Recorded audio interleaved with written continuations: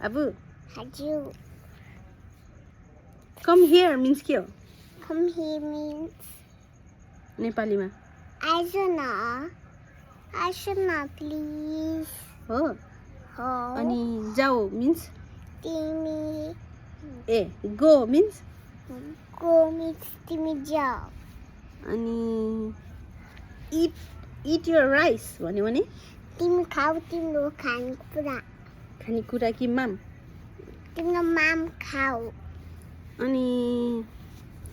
don't touch the plant भन्यो भने तिमी प्लान्ट न टच गर फेरि ग्रो हुँदैन अनि don't pluck the flowers भन्यो भने हँ don't pluck the flowers के भने flowers तिमीले टिप्न हुन्न फेरि ग्रो सबै निकाल्नु भने हुँदैन नि तिमीले निकाल्नै सक्दैन हो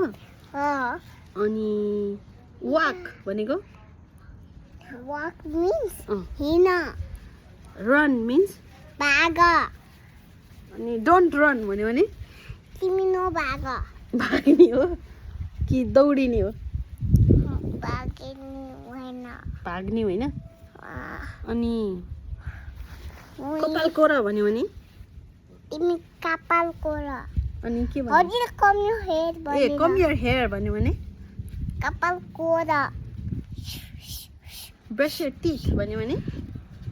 ब्रस गर हो दाँत माझ भन्ने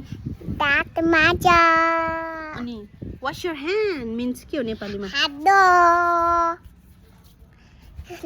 पानीले अब सोप लाएर कति मिनटमा वास गर्नुपर्छ 20 20 minutes होइन 20 second